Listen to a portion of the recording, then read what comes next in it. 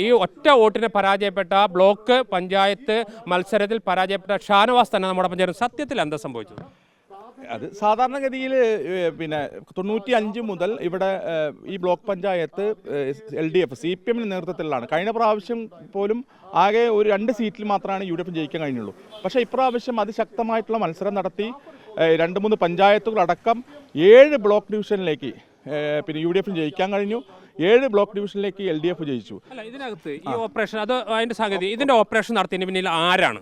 ഈ ഓപ്പറേഷനകത്ത് തീർച്ചയായിട്ടും 3 MLA-മാരുടെ പങ്കുണ്ട്. ആ MLA-മാർ നേരിട്ട് ഇത് നേരിട്ടാണോ ഈ ഓഫർ കൊടുത്തതെന്നുള്ള കാര്യം CPM വ്യക്തമാക്കണം. കാരണം എന്താ വെച്ചാൽ ഇത് എനിക്ക് പണം തരാമെന്ന് പറഞ്ഞിട്ടുണ്ട്, അല്ലെങ്കിൽ പ്രസിഡന്റ്ഷിപ്പ് ഓഫർ ചെയ്തിട്ടുണ്ടെന്നുള്ള കാര്യം പുറത്തുവിട്ടത്, അതിൻ്റെ ശബ്ദം പുറത്തുവിട്ടത്, അത് പറഞ്ഞത് ജാഫറാണ്. അപ്പോൾ അതുകൊണ്ട് തന്നെ ഇത് എന്താണെങ്കിലും സാധാരണ രീതിയിൽ ഒരു ഇത്രയും വലിയൊരു പർച്ചേസ് ചെയ്യേണ്ട ആവശ്യമുണ്ട് നമുക്ക്. ഏതൊക്കെ MLA-മാരാണ്? അല്ല, ഇതിനകത്ത് ഞാൻ പറഞ്ഞില്ലേ, ഗുരുതരമായിട്ടുള്ള കാര്യം എന്ന് പറയുന്നത് ED അന്വേഷിക്കുന്ന ആളുകൾ ഇതിനകത്തുണ്ട്. അതായത് കരുവന്നൂർ കൊള്ളയുമായി ബന്ധപ്പെട്ടുകൊണ്ട് അത്രയും വലിയ പണസ്രോതസ്സിനും പണം തട്ടിപ്പിന് നടത്തിയ ആളുകൾ ഇതിനകത്തുണ്ട്. എന്താണെങ്കിലും വടക്കാഞ്ചേരി MLA-ക്ക് ഇതിനകത്ത് പങ്കുണ്ട് എന്നുള്ള കാര്യത്തിൽ ഒരു സംശയവുമില്ല. ഈ 50 ലക്ഷം രൂപ എന്ന് പറയുന്ന ഒരു വടക്കാഞ്ചേരി ബ്ലോക്ക് പിടിക്കുന്നതിന് വേണ്ടി ചെലവാക്കിയെന്ന് പറഞ്ഞാൽ അവിശ്വസനീയമാണ്. അതുകൊണ്ട് ആവർത്തിച്ച് ചോദിക്കുന്നത്, അത് നമുക്കറിയാലോ, ഇപ്പോൾ കരുവന്നൂർ എന്ന് പറയുന്ന ചെറിയൊരു ബാങ്കാണ്. നമ്മൾ വിചാരിച്ച് ഇത്രയും വലിയ കൂടുതൽ തട്ടിപ്പോടെ നടക്കുന്നുള്ളത്. അപ്പോൾ ഇതിൻ്റെ സോഴ്സ് എന്താണെന്ന് CPM ആണ് പറയേണ്ടത്. ഇതിൻ്റെ സോഴ്സ് എന്തിനാണ് ഇത് ഇത്തരത്തിലുള്ളൊരു വലിയ ഓഫർ ഈ ഇദ്ദേഹത്തിന് കൊടുത്തതെന്നുള്ളത്. എന്താണെങ്കിലും KV നഫീസയെ പ്രസിഡന്റ് ആക്കുവാൻ വേണ്ടി വലിയ ഉന്നതന്മാർ, അത് ഞാൻ പറഞ്ഞു, വടക്കാഞ്ചേരി MLA അടക്കമുള്ളവർ ഇതിനകത്ത് പ്രവർത്തിച്ചിട്ടുണ്ട് എന്നുള്ള കാര്യത്തിൽ സംശയമൊന്നുമില്ല.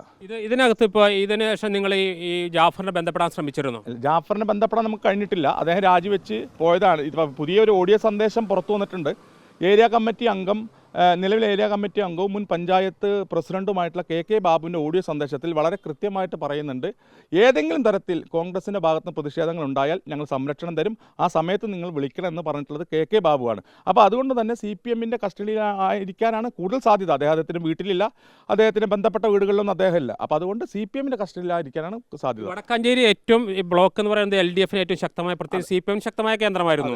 അത് ഇത്തവണ ഈക്വൽ എന്ന രീതിയിൽ വന്നപ്പോഴാണോ ഈ അട്ടിമറിക്ക് ശ്രമിച്ചത്? അത് ഈക്വൽ എന്ന സ്ഥിതിവിശേഷം വരികയും അവിടെ പിന്നെ നറുക്കെടുപ്പ് ഉണ്ടായിക്കഴിഞ്ഞാൽ ഏതെങ്കിലും തരത്തിലെ UDF-ന് പ്രസിഡന്റ്ഷിപ്പ് കിട്ടിയാൽ ഇവിടെ നിന്ന് ആണ് ഇതൊക്കെ നിയന്ത്രിക്കുന്നത്. വടക്കാഞ്ചേരി, അതുപോലെ തന്നെ ചേലക്കര, കുന്നംകുളം മേഖലകളിൽ ഇവരെ നിയന്ത്രണം കംപ്ലീറ്റ് ഈ ഓഫീസിനകത്ത് ഇരുന്നിട്ടാണ്. അതുകൊണ്ടാണ് ഇത്തരത്തിലുള്ള ഒരു പ്രവർത്തനം നടത്തിയിട്ടുള്ളത്.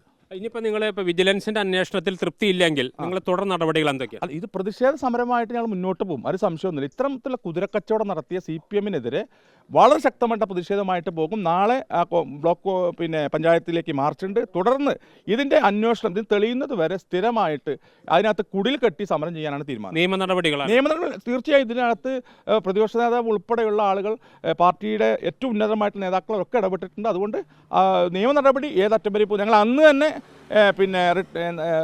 ഇലക്ഷൻ കമ്മീഷൻ അന്ന് തന്നെ ഇദ്ദേഹത്തെ കൂറുമാറ്റ നിരോധന പ്രകാരം പുറത്താക്കണം എന്ന് പറഞ്ഞുകൊണ്ട് ഞങ്ങൾ വ്യക്തമായിട്ടുള്ള രാജിവെച്ചുവല്ലോ. അല്ല, ഞങ്ങൾ അത് രാജിവെക്കുന്നതിന് മുൻപേ ആ നടപടി സ്വീകരിച്ചു. അപ്പോൾ അതുകൊണ്ട് തന്നെ നിയമ നടപടികളായിട്ട് മുന്നോട്ട് പോകും. ഗുരുതരമായ ആരോപണം കൂടി ഉന്നയിക്കുന്ന 3 MLA-മാർക്ക് പങ്കുണ്ട്. കരുവന്നൂർ കേസിൽ അന്വേഷണം നേരിടുന്ന ആളുൾപ്പെടെ ഇതിൽ പങ്കാളിയാണ്. അതങ്ങനെ ഉന്നതതല ഗൂഢാലോചനയുടെ ഫലമാണ് ഇത്തരം ഒരു അട്ടിമറി നടന്നിരിക്കുന്നത്. ശക്തമായ പ്രതിഷേധവുമായി മുന്നോട്ട് പോകും എന്ന് തന്നെയാണ് കോൺഗ്രസ് വ്യക്തമാക്കുന്നത്. ഏതായാലും ഇത് സംബന്ധിച്ച് സത്യാവസ്ഥ പുറത്തു വരേണ്ടതുണ്ട്. 50 ലക്ഷം രൂപ നൽകി ഒരു ബ്ലോക്ക് പ്രസിഡന്റ് സ്ഥാനത്തെ ഒരു അട്ടിമറി നടത്തുക എന്ന് പറഞ്ഞാൽ ജനാധിപത്യത്തെ അട്ടിമറി നടത്തുന്നതിന് തുല്യമാണ്. ഇതിൽ എത്രമാത്രം വസ്തുതയുണ്ട് ഇത് സംബന്ധിച്ച പ്രാഥമിക പരിശോധന ഇപ്പോൾ വിജിലൻസ് ആരംഭിച്ചു കഴിഞ്ഞു. വിജിലൻസ് DISP ജാഫറിൻ്റെ വീട്ടിലേക്ക് എത്തി. പക്ഷേ ജാഫറിനെ കാണാൻ കഴിഞ്ഞില്ല. നാം പലതവണ ബന്ധപ്പെടാൻ ശ്രമിക്കുന്നുണ്ട്, ജാഫറിനെ നമുക്ക് ലഭിക്കുന്നില്ല. അതുകൊണ്ട് തന്നെ ഇപ്പോൾ ജാഫർ മാറി നിൽക്കുന്നു. കോൺഗ്രസ് ആരോപിക്കുന്ന CPM-ന്റെ സംരക്ഷണയിൽ ജാഫർ മുങ്ങി എന്ന് തന്നെയാണ് അവർ ആരോപിക്കുന്നത്. ഏതായാലും വരും ദിവസങ്ങളിൽ ശക്തമായ രാഷ്ട്രീയ നിയമ പോരാട്ടങ്ങൾക്ക് കൂടി വേദിയാവുകയാണ് വടക്കാഞ്ചേരി ബ്ലോക്ക്.